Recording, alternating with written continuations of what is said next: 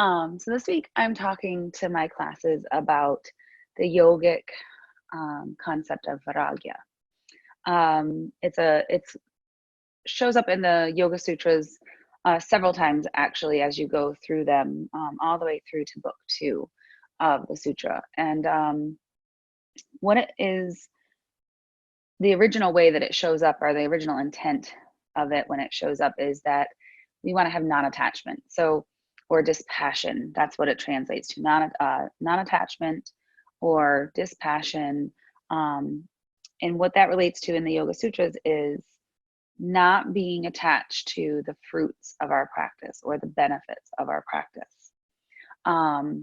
Meaning that we do the practice and we have faith that the results will come. We are not attached to them coming. We don't have a preconceived idea of when we'll see those potential benefits, etc.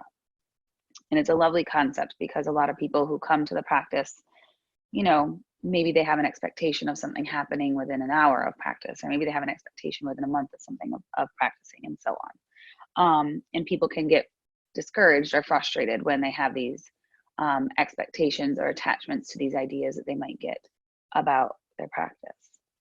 But as most of you know, because you've been practicing with me for a while now, I like to take these concepts off of the mat and how do they help us in our lives as we know it. I shared a meme yesterday across Facebook, and it was about, I saw it from another yoga teacher and I loved it, and I shared it, and it was something along the lines of spiritual growth doesn't happen on your mat necessarily. It happens when you're stressed or in crisis or in a challenging moment, when you're angry or anxious, and you're moving along through your habit patterns, and you have the ability, the capacity, the awareness to realize what's happening and know in that moment that you can make a different decision, a different choice, take a different route. And that's where this concept, it was interesting to me that I saw it, and it happens to me often that when I have an idea that I'm working with, that I see things that support it. We're all adults here, so we know that we've come through life and we have some programming that has come with life, ideas, beliefs, understandings. And as we evolve, as we grow, as we become more wise, even with or without yoga practice, we realize that some of those beliefs don't serve us well, or we come to understand it differently as we get older. So those are a little bit easier to let go of. But some things are a little more deeply ingrained, so it can be harder to have non-attachment to some beliefs. And then we move on to from the deeply rooted beliefs to our here and now beliefs.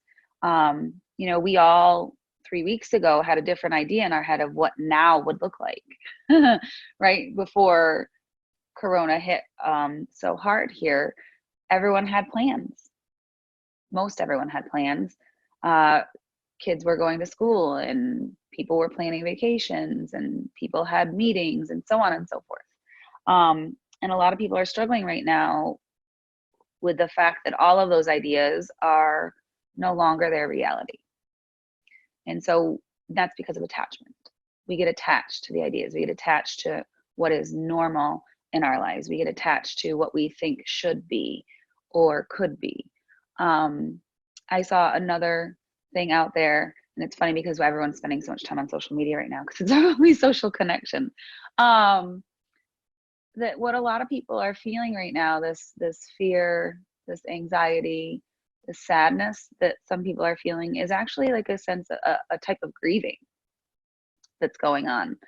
And my class has been a little talk heavy this week, and I know that sometimes they often are, but I remember this concept, Vairagya, this not being attached to what I thought should be, or how I think other people should be, or what I think should be happening, right? You hear should a lot out of those few sentences.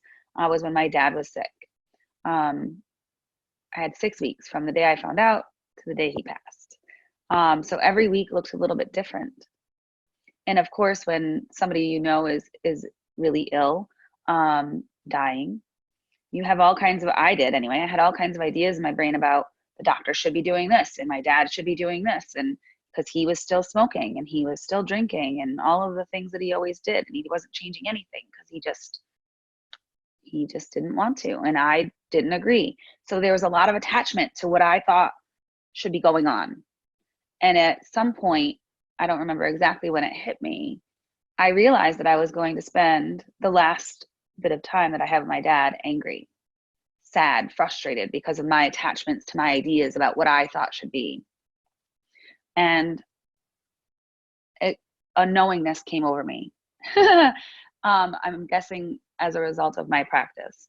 And I realized that I needed to accept what was, even though I didn't like what was, even though I was struggling to accept it, even though I wanted it to be different, even though I had spent so much energy wanting it to be different. And that's really what it boils down to, is when we spend a lot of time attached to ideas, attached to what we think should be versus what is, it's exhausting.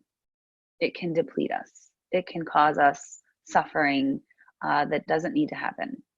So Vairagya, non-attachment. So as we practice today, we're going to work with a longer exhale. We'll work up to that. We're going to start, of course, with the Samavritti breath first. But as we move through practice, take those opportunities, take those long exhalations as opportunities to let go a little bit of any negativity, of any stress, of any anxiousness, fear, any of the ideas that may not be serving you right now. And even if you can't let go of them completely, because sometimes that can be harder than it sounds, even if we can soften the edges of those things a little bit, loosen our grip a little bit on those things, it can be helpful in reducing the amount of energy that they take from us, or reducing the amount of suffering that they bring us.